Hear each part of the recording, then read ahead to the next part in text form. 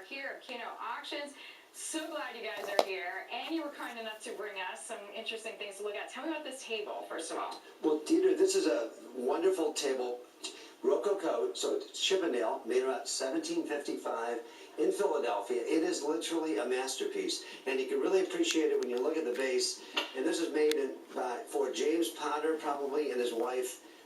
For their marriage, 1755, it exhibits all of the Rococo features, the very best. It would have been one of the most expensive items in the house, a tea table. So where did you find this? Well, this turned out actually by a descendant, owned by a descendant, the original owner it was made for. But we can use it for quality. We can look at to look at antiques or historic or vintage cars, which is really our passion. Quality or antiques. Is vintage cars. We race them, we collect them, and we started a private equity I know, fund. I've seen you on TV. I love them. They are quality, rarity, condition, and provenance. And this has the best, in terms of quality, in terms of rarity, in terms of condition, it's the original varnish. Isn't that great?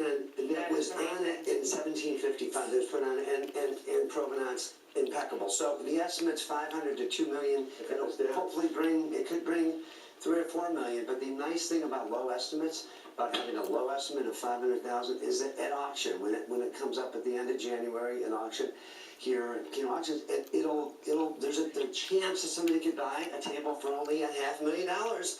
The last one like it sold for $6.9 million at auction. Okay, that is a pretty clear discrepancy for the lucky owner. You mentioned Philadelphia. I have to go to a very well-known Philadelphia artist, Calder.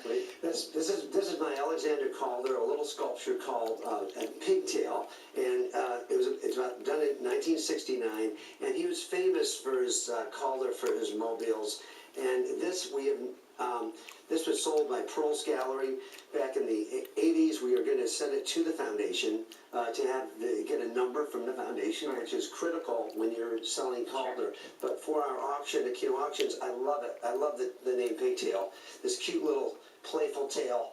And he really named things. And here with this brass bar that rotates. This is the kind of thing. Do you like that? I gotta ask. I do like that, and I am a somewhat Philadelphia native, so I know about the grandfather, the son, and the grandson's pieces all featured in a row. Well, the market for this is going up. Yes, it's going up really rapidly, actually.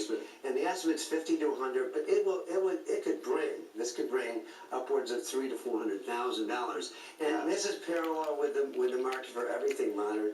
You know, for vintage cars, race cars, and all that from the 1950s. So we're talking about lucky finds, but to your point, you said, there are pieces that are true investment pieces, and if you have the eye, as you two do, you're very lucky.